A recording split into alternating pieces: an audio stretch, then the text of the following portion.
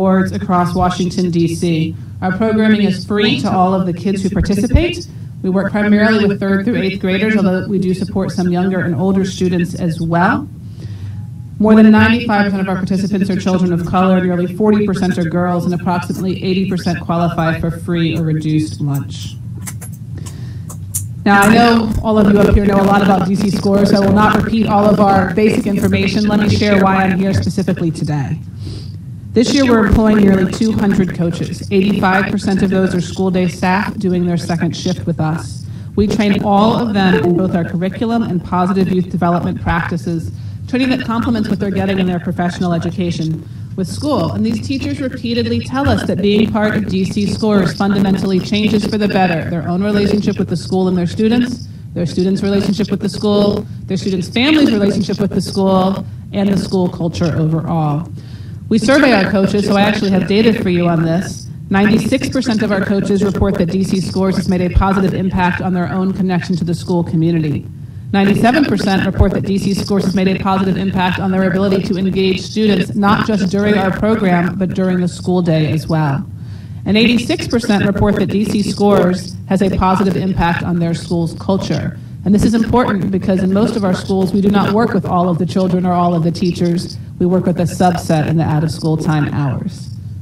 As one coach sums it up, DC Scores makes my students proud to represent our school.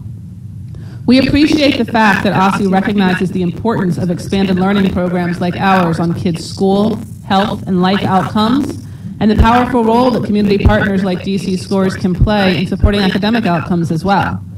This year, the DC Pay and 21st Century Learning Center grants we've received from OSSE have allowed us to continue serving the children who most need us, while also enabling us to serve additional children in grades K-2 through a Junior Scores program at Truesdale Education Campus, to enhance service to middle schoolers also at Truesdale with organized before-school physical activity, which the school reports is having kids not only show up to school on time, but ready to learn, and it significantly increased or decreased their truancy, increased those attendance numbers.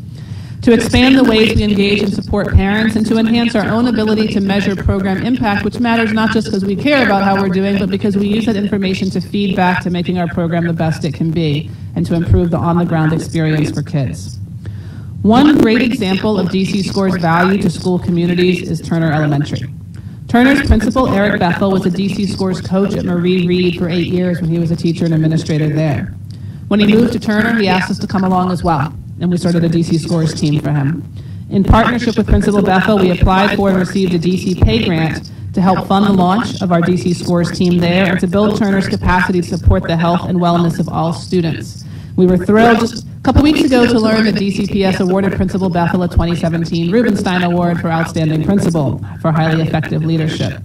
And I will say that the work we do through the DC Pay grants lasts beyond the grant there. So Seton Elementary School, another one of our partners, we were able to help them start a health and wellness committee and continuing health and wellness programming that has persisted there, even though the DC Pay grant is no longer funding it with us.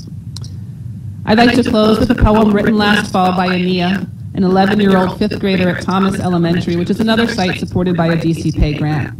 This poem beautifully demonstrates the impact of OSSE's continued support of whole child-oriented expanded learning providers and integration of providers like us into the school system and how it results in better outcomes for DC's children. So here are Nia's words. The poem is titled, The Struggles of Life. So many struggles in life, I cannot count them. Someone called me dumb, but I really doubt them. I really want to be the best, I really want to have success, but that's not all. I still have to complete my test. Learn everything you can, while you can, because you're not going to be forever. It's just a matter of time until all of us turn into dust, which means you will no longer exist. Come on, people, let's not waste our lives. Life's too short to waste. So come on, let's not fantasize. Thank you. Thank you very much. Ms. Klepper. Hi, my name is Rachel Klepper, and I'm a resident of Ward 1, and I'm the Director of Content and Learning at DC Scores, where I've worked for the last 4 years. And thank you for the opportunity to testify today. I'd like to share about the impact that the 21st Century Community Learning Center grant from OSSE has had on DC kids through the work of DC Scores at Truesdale Education Campus. This funding has given us the opportunity to increase our programming there in order to engage the entire school community. So since 2000, we've historically served 60 kids at Truesdale, but since being awarded this grant, we'll be able to serve over 250 kids through before school, after school, and summer programming. To me, one of the most significant impacts of our program has been its ability to connect those students, their parents, and their teachers around a child's success on the soccer field and in the classroom. With OSSE's 21st Century Grant, we've been able to offer events that engage parents regularly, such as a nutrition night where families learned about healthy eating and cooking, or a literacy event where they had the chance to get to know the school librarian and pick up free books to read together at home. We see the effects of this programming in the improved communication between Truesdale parents, students, teachers, and DC Scores staff. Parents now regularly give feedback to DC Scores coaches. Students have better attendance at school and know where to turn if they need extra help.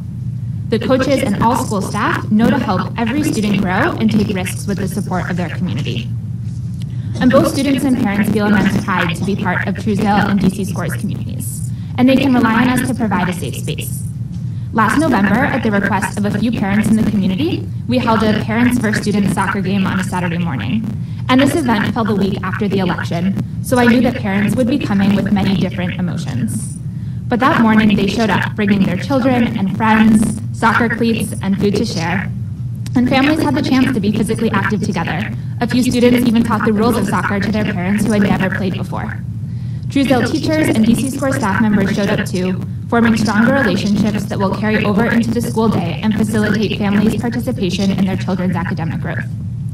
The work that DC Scores and Truesdale Education Campus have done to strengthen the entire school community will be recognized this year at the DCPS Standing Ovation Awards. The school is being honored with the Excellence in School Innovation Award, and Charles Robinson, who's been a DC Scores coach for 16 years, has won the Rubin Award for highly effective school staff. The 21st Century funding from OSSE has made it possible for us to deepen our reach at the school and create these opportunities at Truesdale. So thank you for allowing me to testify today, and I want to conclude with an original poem written by Angela, who's a middle school student at Truesdale Education Campus. This poem is called I Dream. I dream of a safe place for my family to live. I dream of a school where kids don't sit in the cafeteria separated by Hispanic and Black. I dream of a good job and education for anyone. I dream of a country that welcomes immigrants from all around the world. I dream of a community to raise a family in. I dream of a soccer team where everyone helps each other, even if they're different. That's my American dream. What's yours? Thank you very much. Ms. Kania. Good afternoon.